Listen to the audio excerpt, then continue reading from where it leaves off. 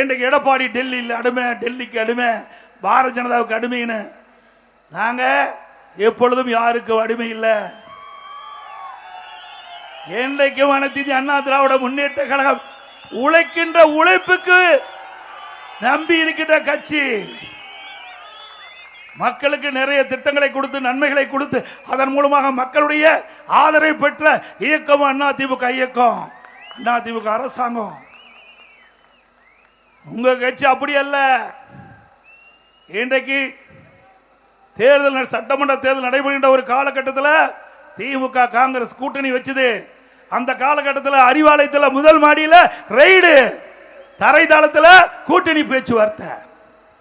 மிரட்டி கையெழுப்பு வாங்க மாட்டாங்க. காங்கிரஸ் கட்சி சேர்ந்த மிரட்டி திராவிட முன்னேற்ற கழகத்தை அடிமைப்படுத்தி தேர்தலில் கூட்டணி வைத்தீங்க.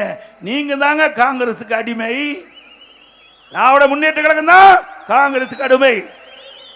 எங்களை பொறுத்த வரைக்கும் எங்களுடைய கூட்டணி அங்கம் வைக்கின்ற கட்சிகள் எல்லாம் ஒரே நோக்கம், ஒரே கருத்து. மக்கள் விரோத ஆட்சி, திமுக ஆட்சி அகற்றப்பட வேண்டும்.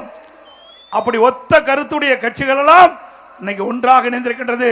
அண்ணா திமுக, பாரதிய ஜனதா, தேசிய ஜனநாயக கூட்டணி என்ற அமைப்பை ஏற்படுத்தி அந்த கூட்டணிக்கு அண்ணா திமுக தலைமை தாங்கிட்டது. அண்ணா திமுக ஆட்சி அமைக்கும்.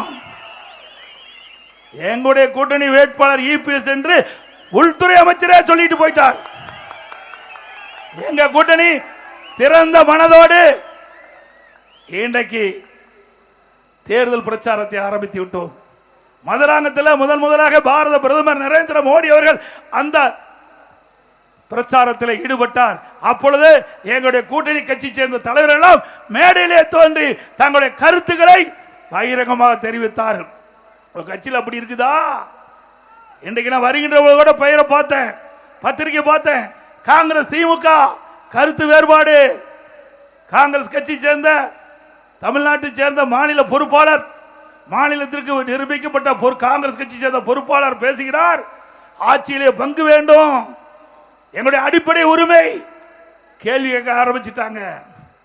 இந்த 10 நாட்களாக பத்திரிகையில் வருகின்ற செய்தி இதுதான். ஊடகத்தில் வருகின்ற செய்தி, காங்கிரசுக்கும் திமுகவுக்கும் பிரச்சனை ஏற்பட்டு விட்டது, வார்த்தை போர் ஆரம்பிக்கப்பட்டு விட்டது, கூட்டணியில் விரசல் ஏற்படுகின்ற சூழ்நிலை ஏற்பட்டு விட்டது.